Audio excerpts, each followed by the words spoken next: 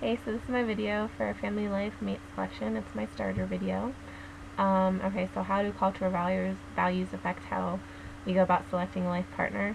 I believe that we select our partners based on our interests and based on what we want to look for in a marriage and in a future husband or wife or partner. And so I guess culturally wise, I I look for a mate by what I look for and what I grew up with.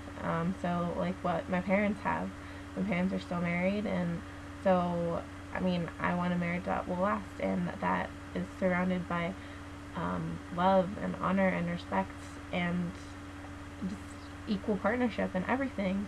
So and other cultures might look for something totally different. So but what separates it, like what culturally separates it, is I think um, just what we grew up around and what we want, what we looked for in our parents, and that's what, or whoever, our guardians, and that's what we want our relationships to be. Um, so, I mean, it can go either way. Um, it can be love, or it can be a setup, or you can meet online dating. There's so many ways people can meet, and I mean, the ways people meet too, culturally, separate by cultures, they're different, and there's arranged marriages too, and um, it's just there's so many ways. So, so you're reading the questions here. Okay, so yeah, like I said, I just think that we build our cultures, we build our life upon what we look at and what we grew up with. So, how people find mates, it's like I said, there's so many different ways. You can walk into a person or meet them in the grocery store, and you could be looking at your partner for the rest of your life.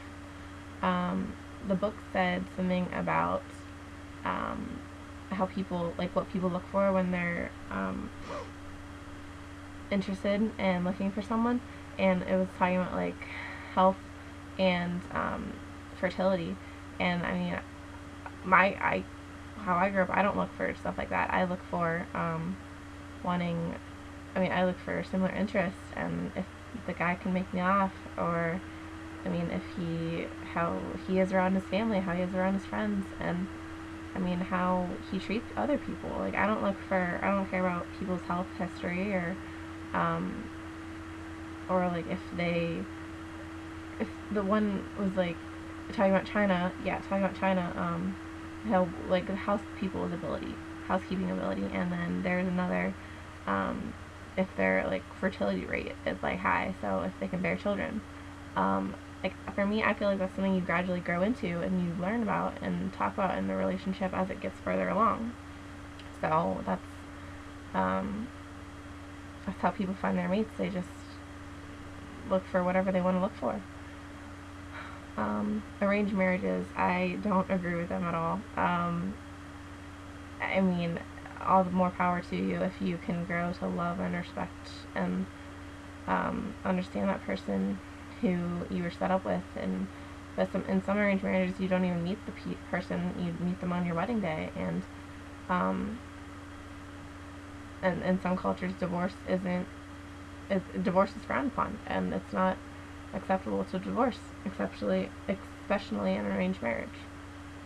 So, some arranged marriages work out. Most do work out because they have to work out. Um, so it's really just more cultures. Like we don't really see many in America that I know of, unless like it's immigrants who live in the U.S. and who are still trying to live their culture out through their home country in the U.S. But I don't know any personally, and I just know from what I read and from in the chapter and what I see and hear about in the news and stuff like that. So romantic love, what culture. Finding what values do you think notions about romantic love and finding the one.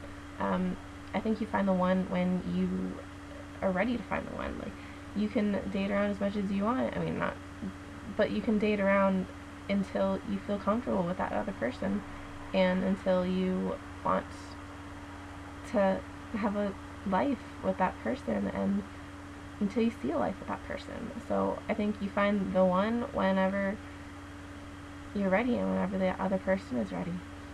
Thanks.